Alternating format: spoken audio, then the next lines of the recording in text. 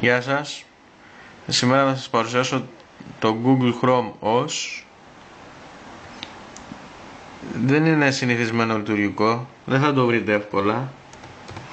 Πρέπει να ψάξετε πολύ το θέμα. Εδώ γράφουμε τα στοιχεία του λογαριασμού Google που έχουμε.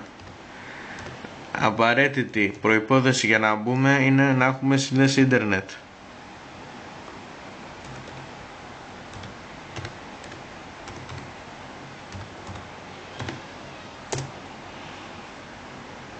Να σας πω ότι τρέχει τώρα στο VirtualBox εικονικό λειτουργικό σύστημα.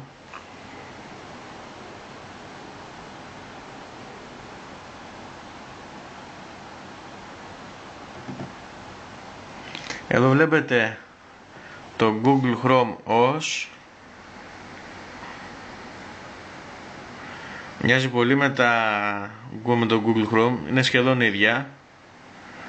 Εδώ έχει μόνο τα παραπάνω εικονίδια, την ώρα, την μπαταρία και τις ρυθμίσεις του λειτουργικού.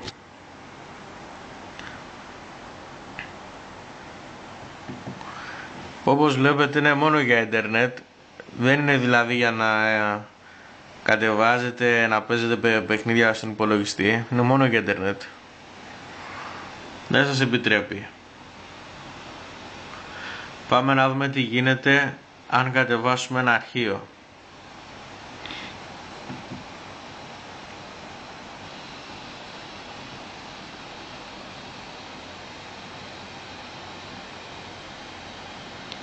Γράφω ένα τυχαίο αρχείο.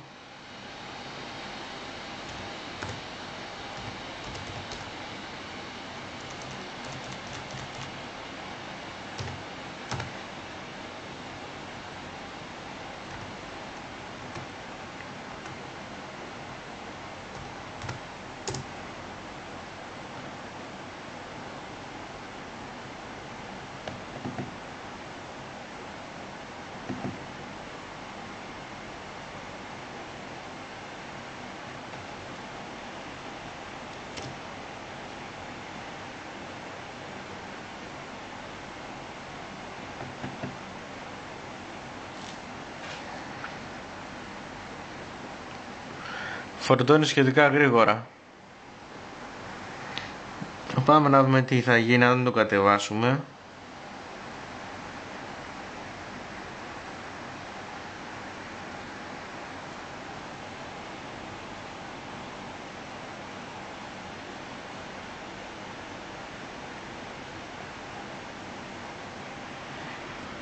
Έχει κατέβει όπως βλέπετε.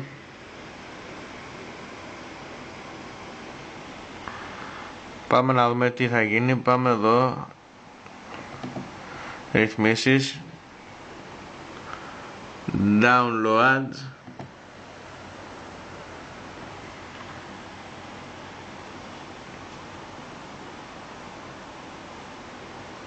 εδώ βλέπουμε το αρχείο που έχουμε κατεβάσει.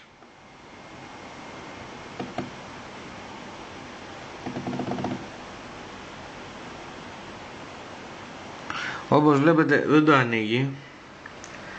Δεν είναι φτιαγμένο για να το χρησιμοποιείτε σαν υπολογιστή. Είναι αποκλειστικά για ίντερνετ.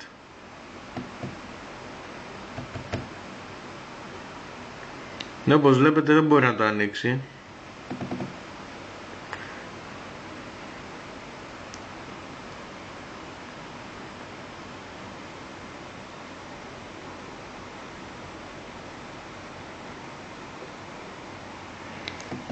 Σε γενικές γραμμές το Chrome OS είναι μια χαρά, καλό λειτουργικό.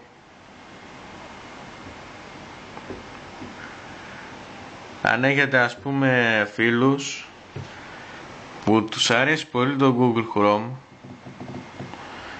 μπορείτε να το κατεβάσετε και αυτό, παρόλο που είναι σπάνιο.